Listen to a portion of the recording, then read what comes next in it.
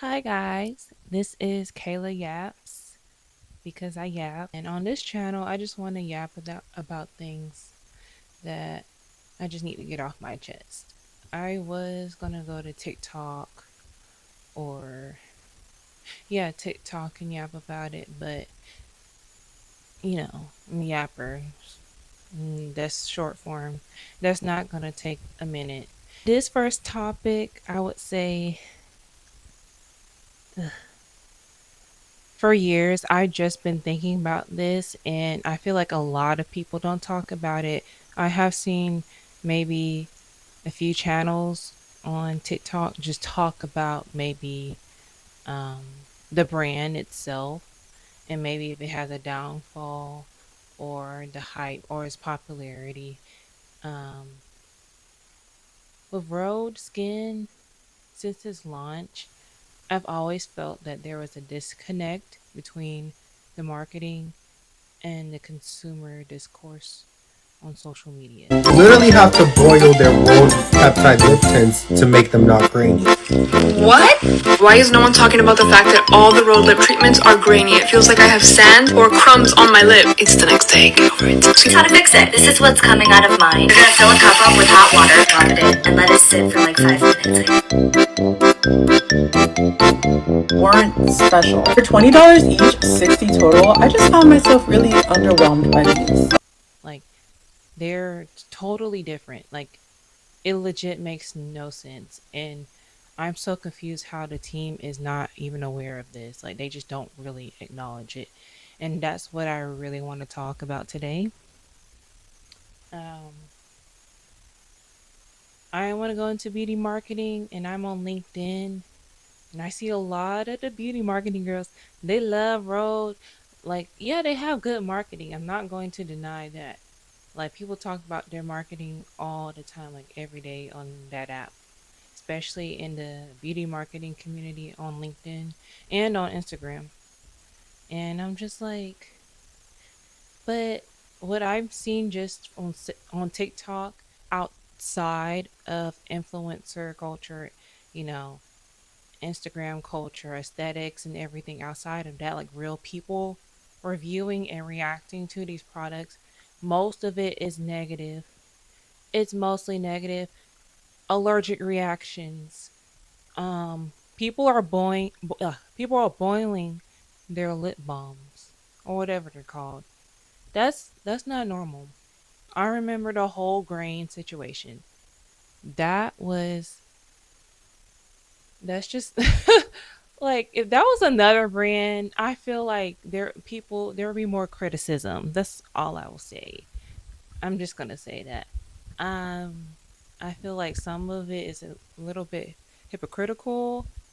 Um, yeah, it's just there's such a disconnect, and I feel like the marketing should reflect what the consumers and social media users are saying about the brand, and it doesn't. Like, it's so somebody said that Road, or many people, it's exclusive more than inclusive. It's like they brand themselves as like the cool girl club. So I get that aspect. That's their branding, and everybody's trying to get these products to be in the road club or whatever. And I feel like it's kind of like high school all over again, like in the era of, not trying to be that way and be more inclusive. I feel like that's just that's weird to me personally. It's like, but it's smart because like everybody's like going to want to get their hands on those products. So I really understand that in that way. Um, but just the reactions I've seen is crazy. I remember it started from, I think their first launch was it their milk toner. It was something about like a tree nut allergy. People were getting allergic reactions from those products. I think it was the toner, maybe like a cleanser. I have no idea. I don't have any, I don't own any Rode products just because of what people been saying. Because I'm like, I don't want to get an allergic reaction. Like, that's crazy. Uh, I'm not like trying to hop on a train, knowing I could get a, get an allergic reaction to one of their products. Anyways, I actually don't know what I'm allergic to. So, um, yeah, that happened, and everybody was just. I think people are just focused on like the Hailey Bieber aesthetic of it. They're blindsided by the products being trash or like everybody getting rashes and stuff or being sent to the emergency room. Like I really think if it was any other brand, they would be done. So that was the first strike. I think the second strike was the lip balms and the grains. Or was it or is the smell came first and then the grains or both at the same time? I don't know. I remember people saying it's moldy, it smells disgusting. Like all of the launches, I'm like, it's something negative, like all the time. Nothing positive. There's no positive like outcome from the launches. And usually when brands are consistently, not good with their launches, it's like, okay, there's criticism. They have to fix everything, da da da da da, reformulate. They are like, you know, Haley's just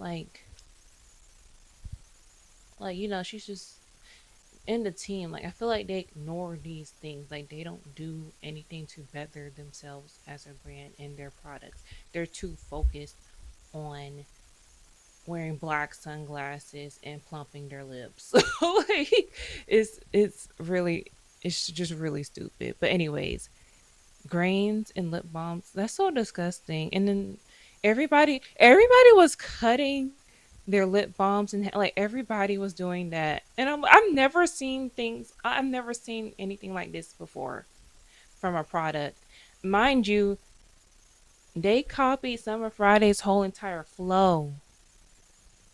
Summer Fridays was like the lip balm brand, right? And I don't remember anybody talking badly about their lip balms before. So I really think it's just the Hailey Bieber of it all. I don't think they care if the product is bad. They just want to be her or look like her. That is what that is. And then after the lip balm, I think it was they were there was it the blush? That could be another video. I don't know. I think that's too controversial. The blush launch, that rollout, um when it was showing up ashy on people's skin, especially black girl skin, brown skin, that was crazy. That the backlash was it was valid. I mean, come on, like you're everybody's trying to be inclusive. Like the first launch shouldn't be brands are just launching products and their marketing is like, oh well, we reformulate and then relaunch the product. And I think that's weird. Like you should get it right the first time. It's 2026. Like you should be getting it right the first time. Um yeah, so to reformulate they had to reformulate their blushes. And now I see a lot of people use them. I think people are okay with the blushes now. I think they fixed that situation. Um and then last year they finally launched in Sephora. I thought they were going to reformulate the lip balms, and a lot of people did, and I guess that didn't happen because the returns on TikTok was insane. What do you mean everybody's returning Road?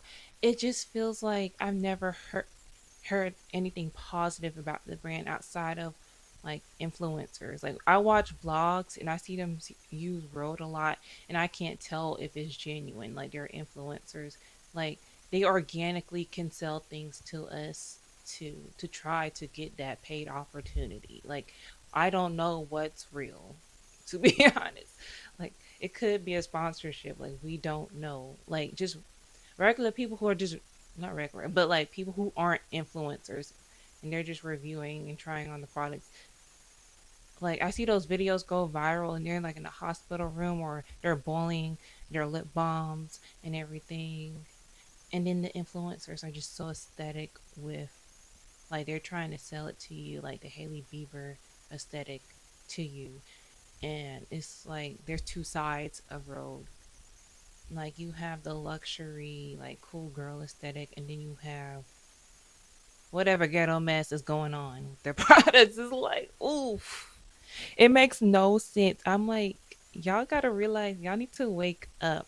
Whatever bias, yes, I said bias, y'all got it don't matter. I'm just saying it don't matter. Like you can't the world is not gonna end if you have a bias and you still can criticize the brand and their product launches. It's okay. It's not gonna be the end of the world. If you know what I'm talking about. Anyways, now let's talk about the marketing. Now the marketing was boring when they first launched. Uh it was like all gray and everything, and then the whole glazed donut situation. Then she steal that concept from like a black girl or a black makeup artist, or was her name Tiara? Tiara. I'll find it soon, but that was crazy. I remember that. I feel like that discourse was mostly on Twitter. A lot of people don't know about that situation. Like, Ro, literally, the whole food sensory marketing that was from a black girl, and they just stole it and they just went with it. And I'm like, okay, nobody knows about this, so because you're a bias. That's all I'm saying. Um, they just she can't be criticized. They can't be criticized. Like goodness is not going to be the end of the world. Um, yeah, like the whole glazed donut thing, food sensory marketing, that was from a black woman. So we have to give credit to her actually, because that came from like black woman's skin being glowy and dewy and glowy makeup looks that were trending in like 2020. I remember that. And that was like their first like marketing campaign was based off that concept. And they just took food sensory marketing and they just made it a whole entire world of it. Um their marketing just in general is good. They get celebrities. They're oh, I forgot her last name. But I watched the show. Her name is Sarah. I forgot her last name. She's in Love Story. She's playing Carolyn Bessette. And she was in the last road marketing campaign. And she looks so good. Like I like some of their concepts, like the concepts for the blush and everything and those photos. That makes sense. There's one campaign I remember it was like she released like lip liners and nobody knew what she was marketing, like promoting, like because it was like girls in like tennis skirts and everything. It looked like it was marketing for a clothing brand. I was like, girl, what are you releasing? And it had Take McRae, I think, in it. I'm like, girl, what is going on? I know everyone's like so confused. They're like, what does lip liner got to do with full body shots of people in cute clothes? You know what I'm saying? It didn't make sense. Like they're trying to be trendy and cool. They're not focused on the actual product. Like I feel like they're weak in product marketing because they're really weak in product marketing because it reflects on how the consumers react to it. Like let's do some creative like educational content or deep dive into ingredients. Let's Because their first launch it was giving like her photo shoot was it was so much different than it is today. Like it was giving like scientific science backed research type of skincare brand. So I'm like, what if like she does something like that? I don't know, but it's just I'm kind of tired of the hypocrisy of it all. It's just there are two sides to road and nobody talks about the ghetto side because it is really ghetto. Um, I think boiling your lip balm is ghetto. Like, like I would have reformulated that so quickly. That's so embarrassing. And just more people getting sent to the hospital, like the eye patches. Oh my god! Like, why is everybody getting sent to the hospital? No, this doesn't happen. People say this happens a lot. I haven't seen this with like a lot of brands for real. So y'all gotta get out of that hive mind and like parasocial relationship or whatever. You can criticize her and the brand. It's okay. Like, we can criticize Ariana and Rim for being literally just not being a good brand at all. Some of the products are good, but the branding, the marketing kind of sucks. We can criticize Fenty, we can criticize Rare. Like, it's okay. It's not going to be the end of the world. But the reason no one criticizes Rode, which is the issue, because I've never seen it is so, it's so it feels not dramatic, just this overload, this sensation of people just posting themselves in the hospital. They're just in the hospital, like, from a lip balm. And I'm like, if this was any other brand, they would be recalled or something. I'm like, how has nothing been recalled? It makes no sense. It literally makes zero sense. Like, I feel like we need to start criticizing this brand more so they can stop sending people to the hospital. Like, I don't know if they need to advertise like this has an allergy. It gotta be more than like a Trina allergy. Cause I'm like, if people would read off the ingredients, like a lot of the girlies, they love reading ingredients before they buy stuff. So I don't know what it is. It gotta be more than that. And then even people getting like allergic reactions around their eyes from the eye patch. Like, girl, you, Miss Haley, you're putting us in danger. Not me. I'm not gonna buy. You're putting people in danger. You're endangering us. Okay. You. Mm-mm. And just in general, this is what I want to say. Brands just being wanting to be in beauty brands. Listen to the people. Listen to consumer behavior. Y'all have to gather that data to come up with a marketing strategy plan on and create goals on based off your weaknesses and what's going on with what people are saying. You have to do social listening. Like, you you have to go through comments, like saying like a lot. You need to read your comments. You need to read website reviews. You need to read Sephora reviews, like everything. You need to look at TikToks. Like, you need to know what people are saying about your products. To you can't when you ignore it. People are like, "Well, you- you're racist. You're colorist. Um, you're this. You're that." And dunzo. Like, people are gonna just look at you like they got the ick. Like, wow, they're just like you're ignoring people who just want inclusivity, like, and who want to, like, not get an allergic reaction from a product, a very simple product too. So it's just, let's, I think brands need to work on social listening and, you know, I'll say, I guess, you have to rely on your weaknesses so you can do better. See what these people are saying, seeing what product has this and that, da, da, da, da, da, why people are getting. You need to do research. You start researching, collect that data, and create new objectives and come up with a plan to improve your brand. That's what y'all need to do, because it seems like these brands are just so lazy in that aspect of marketing. It's just Listen to the girls, listen to the fans. This is what the fans want to see. This is what the fans want to see. And that, ladies and gentlemen, concludes my yap session. I don't know how long this was, but yeah, I'm gonna call these my yap sessions. So this is yap session 1. For more yap sessions,